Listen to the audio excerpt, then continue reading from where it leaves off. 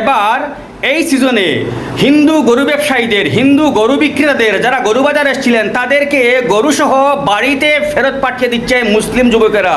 তারা বলছে, ভাই তুমি তো গরু বিক্রি করতে এসেছো, তুমি বিক্রি করে টাকা নিয়ে চলে যাবে, তোমার কোনো সমস্যা নেই, কিন্তু যারা কিনবে, মুসলিম যারা ক্রেতা যারা কিনবে, তাদের তো বাড়ি পর্যন্ত পৌঁছতে হবে, তারা কিভাবে পৌঁছবে? কাজেই অত্যন্ত বিনয়ের সঙ্গে তারা হিন্দু গরু ব্যবসায়ীদের বলছে যে আপনারা গরুসহ বাড়িতে চলে যান, এই বছর কোনো গরু বিক্রি হবে না বা বিক্রি করতে পারবেন না, কেননা আপনারা টাকা নিয়ে চলে যাবেন, ওদিকে মুসলিমেরা বিপদে পড়বে।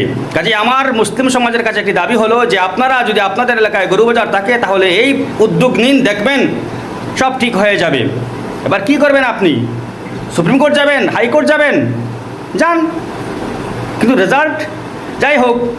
তো দেখুন, ভিডিওটা দেখুন।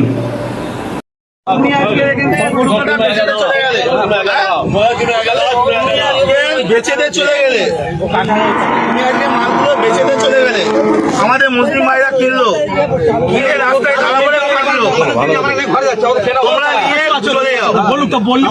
তোমরা কেন, তোমাদের তো মাথা, তোমরা কেন বিক্রি করতে?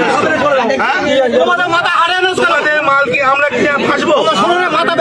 তোমরা চলে যাও, ভালো কথাই বলছি, হাট এখন বন্ধ হয়, তোমরা চলে যাও। কেউ একটা ভালো কথা বলো, এনাদের কেউ একটা কোনো কথা বলবে না, আমরাও করে খাই। এখন কথা হচ্ছে ওনাদের মাথা, ওনারা বেচে দিচ্ছে, আমাদের মুসলিম ভাইরা কিনছে, কিনে ফেসে যাচ্ছে, ওনারা টাকা টেনে বাড়ি চলে যাচ্ছে, আর কিন্তু ওনার সমস্যা নেই। সুতরাং কেউ একটা এদের কোনো কথা বলবে না, এনারাও করে খায়। কিন্তু তোমরা মানে কাকা নিয়ে বাড়ি চলে যাও, সরকার যতক্ষণ না নির্দেশ দিচ্ছে কি হবে কেউ কোনো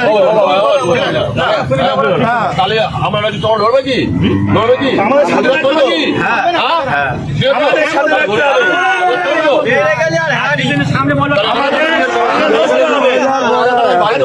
আজকে শোনো, আজকে ভারতবর্ষে এই গরু এক্সপোর্টে দ্বিতীয় নম্বরে, আর আমরা আজকে করছি অপরাধ, আমরা করে ফেলেছি।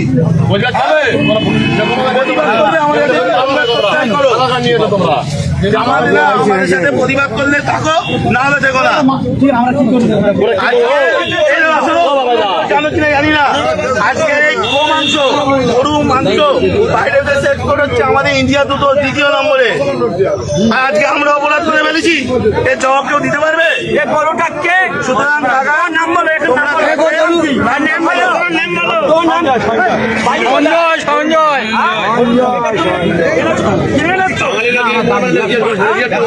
14 বছর বয়স হয়েছে, এটা 14 বছর বয়স হয়েছে, তুমি এই কাজটা করলে তোমার কালকে তো